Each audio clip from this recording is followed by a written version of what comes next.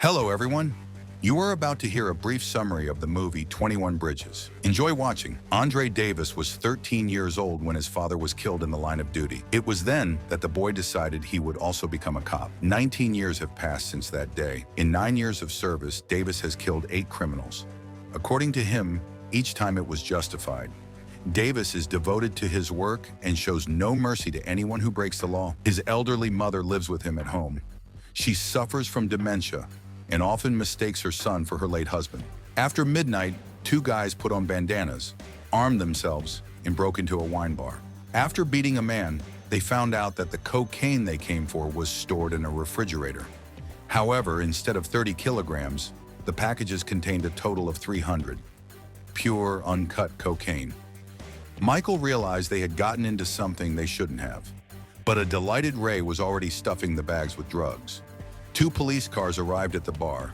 The cops expected someone to open the door, but that didn't happen. Discovering the robber's car, they broke down the door. 2 police officers and the store clerk were shot dead on the spot. The same fate befell 2 more cops, with Ray cold-bloodedly finishing off a wounded officer. The robbers threw the bag into their car and were about to escape but crashed into a police car. The backup officers who arrived were also riddled with bullets. Another police car stopped nearby, and the shootout continued. However, the attackers were well prepared, so the number of dead law enforcement officers increased to 7. Ray fired several finishing shots while Michael cleared the way. He himself refused to finish off a wounded cop. The killers fled the crime scene at high speed. A citywide interception plan was announced. Detective Davis looked in horror at the aftermath of the massacre. Something like this had never happened before. Around every corner lay the bodies of several police officers. Davis met Captain McKenna, whose men had been killed.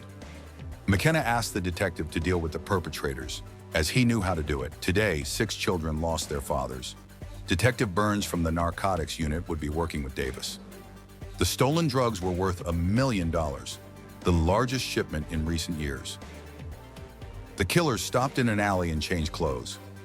The black robber, Michael, unlike his cold-blooded accomplice, didn't believe they would manage to escape. A skilled detective determined that there were 2 attackers, one of whom was a true professional. The killers met with a petty gangster named Bush. Through him, they were supposed to pass the goods to a crime boss known as Hawk, but their plans changed. They decided to handle it themselves. A traffic camera captured an image of the attackers, their first mistake.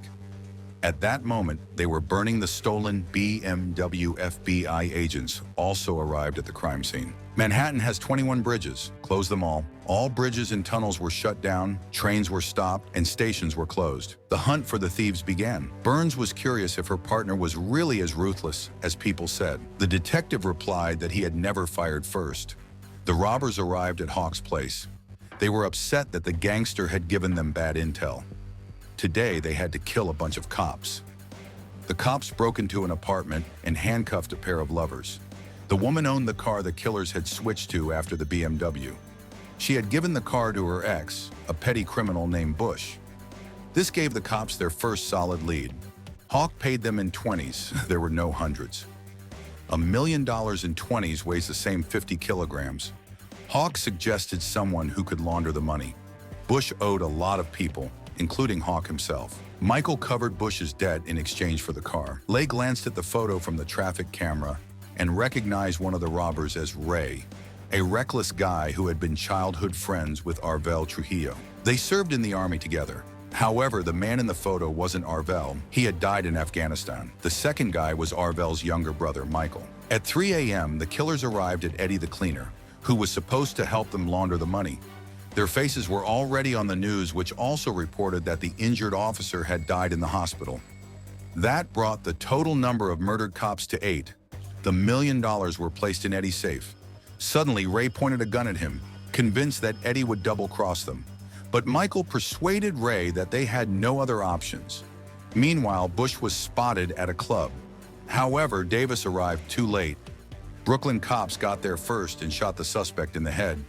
They killed him to avenge their fallen friends. Davis was furious because Bush hadn't killed anyone and could have led them to the robbers. Enraged by the cops' behavior, Davis punched one of them. The police claimed that Bush had pointed a .38 caliber revolver at them, but that gun clearly belonged to one of the officers. Eddie created new identities for the fugitives and started instructing them on their next steps. Suddenly, someone began banging on the door. It was the cops. As soon as Eddie looked through the peephole, he was shot. Ray returned fire, wounding one of the officers. Ray dragged the injured Eddie back and started stuffing money into a duffel bag. The cops called for backup. The dying Eddie revealed that it was all a setup by someone called 85. He asked Michael to take a flash drive and provided the password. The cops finally broke down the door, but the partners managed to escape at the last moment through the roof. Davis and his partner arrived just in time to shoot Ray in the stomach. Realizing he had become a burden to Michael, Ray ordered him to run in a different direction. Ray ran to the second floor of a meatpacking plant, collapsed, and waited for Davis. However, the first person to appear was a worker who was shot in the head. Davis finished off Ray while his accomplice Michael hid in a freezer. He attacked Detective Burns and took her hostage. Davis tried to talk him down, questioning if Michael really wanted to take another innocent life, knowing he would already be blamed for all the deaths. Michael hinted that something was suspicious about the dead cops. How did 300 kilograms of pure cocaine end up in the bar? The cops had gone there for business and were now eliminating all witnesses. Michael had a flash drive containing some important information. Davis urged him to surrender, but Michael shoved Burns aside, locked them both in the freezer, and escaped. Davis ordered nearby roads to be blocked and insisted the suspect be captured alive. Michael entered a hotel, followed a guest to his room, and threatened him with a gun. After forcing the man to reveal his laptop password, Michael knocked him out. Burns confronted Davis, accusing him of failing to shoot Michael when he had the chance. But Davis was determined to uncover the truth. Captain McKenna praised Davis for killing one of the bastards, but Davis was curious about how the cops had reached Eddie's apartment before he did. Meanwhile, Michael decided to check what critical information was on the flash drive. He found Eddie's client database. From the news, he learned that 85 referred to a police precinct. In the 85 file, Michael discovered badge numbers with corresponding monetary amounts. Eddie had been laundering money for numerous cops. Michael shaved, changed his clothes, and prepared to leave the hotel. But the guest he had knocked out managed to call for help, and the hotel receptionist raised the alarm. Michael exited through the back door, but found himself surrounded by police. The officers opened fire, forcing him to run for his life. Michael was struck by a passing bus. One of the cops initially intended to run him over and then shoot him, but Davis saved Michael's life twice. Despite his injuries, Michael continued running, dashing through a building and then down the street. Other cops made no effort to arrest him and opened fire on sight. Burns nearly hit him with her car, but she crashed into another vehicle instead. Michael is now being shot at from a police helicopter. Barely managing to escape, he reaches the subway and jumps onto a departing train. But he hesitates, knowing Davis is on his trail and about to board the train as well. With other cops descending onto the platform, Michael sees no way out. He keeps walking forward, even though it seems pointless. Finally, Davis catches up to him, becoming the first cop today to speak before shooting. Michael believes he'd rather kill the detective than rot in prison for the rest of his life. Davis closes the distance and asks Michael to hand over the flash drive. Michael first gives up his gun. In that instant, a bullet pierces his chest, killing him with a precise shot. Burns enters the train car, claiming that the suspect was about to kill Davis. As Michael lies dying, he hands Davis the flash drive and whispers the password. At the next station, their colleagues congratulate Burns on taking down the scumbag. Davis, deep in thought, asks to borrow Burns's phone, claiming his battery is dead. His suspicions are confirmed. His partner had called the same cops who killed Eddie. That's how they arrived at Eddie's apartment before him. Shocked and upset, Davis walks past the dirty cops and heads straight to Captain McKenna. The bar owner, it turns out, was their partner, and the bar served as a warehouse for drugs. Precinct 85 functioned as an armed escort, using police vehicles to transport the narcotics. That night, a competitor tipped off former soldiers about the stash, which led them to accidentally discover the cops' cleaner. The police spent the entire night covering their tracks. McKenna defends his officers, saying they just wanted to live decent lives. He argues that, with their meager salaries, they were losing their homes and families, even though they risked their lives every day to protect New Yorkers, who hate them in return. That night, Detective Burns had been assigned to monitor Davis's actions. McKenna is confident that no one will go against him anyway. At that moment, dirty cops start shooting at the house.